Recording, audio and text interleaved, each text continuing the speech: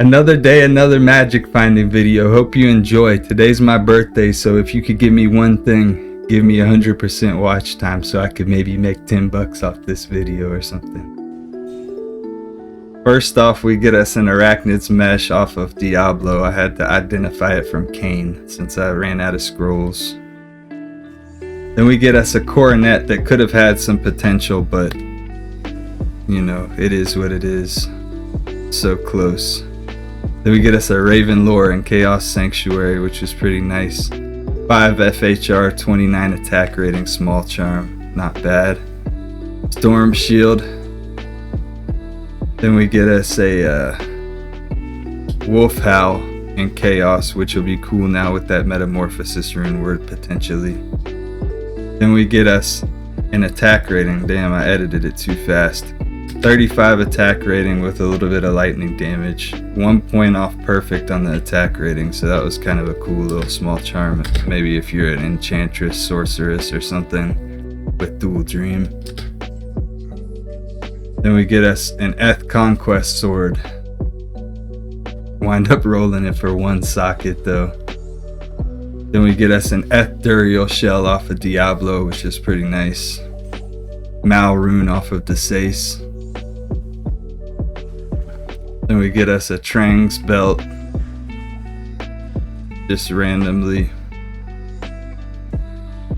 Get us 15 to life, 10% fire res. Then we get ourselves a Shaco somewhere on World Stone. Now for a quick word on today's sponsor. Accidents happen all the time, more than 15,000 every single day. When an accident occurs, you need to make sure you're okay, get a police report, contact your insurance, and get legal representation. Injured and don't know where to start? With Morgan & Morgan, it's so easy. You can even text your attorney during the duration of your case. With Morgan & Morgan, you can submit a claim without ever having to leave the couch. In 8 clicks or less, you can submit a claim with Morgan & Morgan. If you're ever injured in an accident, you can check out Morgan & Morgan. You can submit a claim in 8 clicks or less without having to leave your couch. For more information, go to forthepeople.com or dial pound law. That's pound 529 from your cell phone. Get ourselves a decent little ring, 10 cast rate, 25% poison length reduction, and then 6 to mana leech. That could be cool for some characters. Get us a Sir rune that we really had to work hard for in World Stone. Really worked hard for that one. Then we get us a Homunculus off of Bale. Tomb Reaver with 1 open socket. I'm still really looking for 3 open socket Eth one. Not that I really even have any builds that I want to use it on. They really need to fix 2-handers for Fury Druids and Whirlwind Barbs. Then we get ourselves, I thought this was a pretty cool rare. You know, it had a lot of potential. I feel like it could have had higher enhanced damage. It could have had Fool's Mod on it or something, but I mean, this could have been a nasty rare, but it wasn't. A close yet far. That's what I would call something like that. Then we get ourselves in a Shootas. This is Shootas 17 lightning and then only 11 on the fire, but it was a +3. I'm sure somebody in the free game enjoyed that one. Next we get ourselves a Geeds. We have to go to Cain to identify it. Winds up being 35, 10, and then 86 on the extra gold. Wasn't that great of a Geeds. Then we get a decent little Sawaya with Fool's Mod on it. 2 open sockets in there. And then it's got a little bit of extra damage on it, but I don't know. Another one of those close yet fars in my opinion. It does have 1 point in fade. Then we get us a War Scepter with +3 to Vengeance. I kind of wish that this was a Caduceus or something. Would you even roll? What would you roll in this? Would you? I probably wouldn't put a Hand of Justice in there. I kind of just liking the Hand of Justice in the Phase Blade personally at this point, after everything that I've learned about the little nuances about certain items and shit. Then we get an Eth Cryptic Sword. Then we get a Frostwind off of Bale, that same exact run. Wound up being pretty cool. We get a Bone Shade Lich Wand out of one of those sarcophaguses or whatever that is. Then we get an Eth Crystal Sword. This is another one of those close yet far. I feel like it would have been cooler with Barbarian skills and then higher enhanced damage and higher IAS.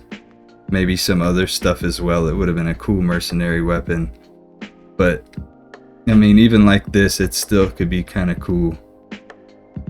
Crystal Swords or Eth Phase Blades don't really show up on the screen quite as much as like other Eth items, which you'll see some pretty cool Eth items later on in this video. This was something I just gave away for free, but it could be a decent Eth Fortitude base for somebody. I know the snobs probably don't like this because it's not high enough defense, but you know, got 4 open sockets in that War Scepter we found earlier. What would you make in it? Would you make anything? Maybe a rift in it for a Vengeance Pally or something. Come up with something cool.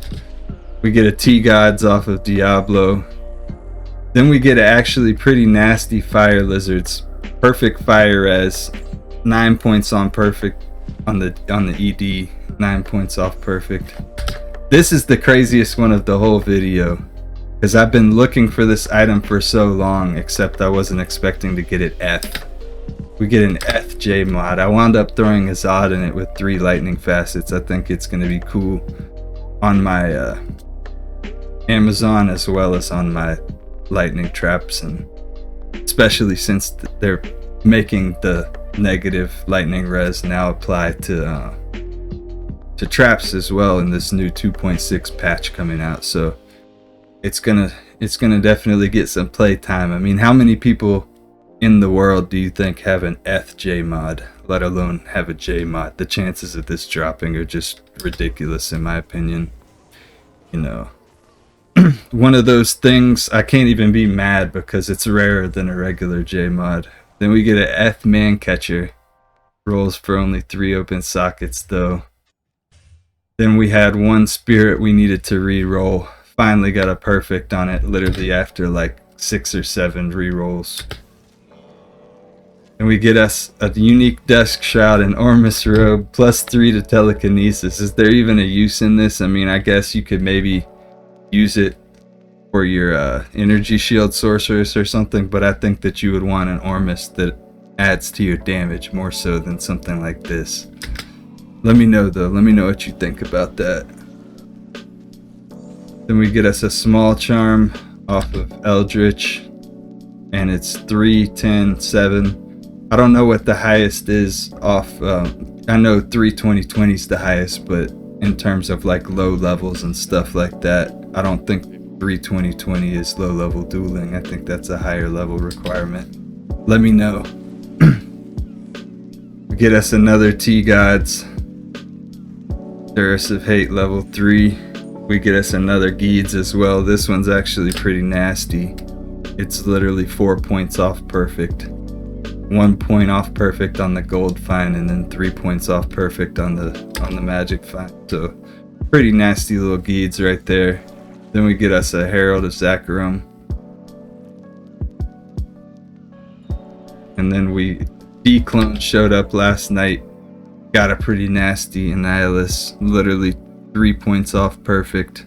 2 points off the res from being perfect, and then 1 on the experience gained. Then we get us another item that just keeps dropping like shit for us. A Cerebus Bite, +2 to shape shifting. We need it to be +4, and then we need the really high bonus to attack rating as well in order for it to be even questionably worth using. Then we get us a BK ring. While we're trying to level our paladin up to 95, we actually got him to 95 doing some terrorized tombs, or terrorized Talrasha tombs. Then we get us a Widowmaker, which could be cool for dueling and stuff. Have it on swap because of the guided arrow.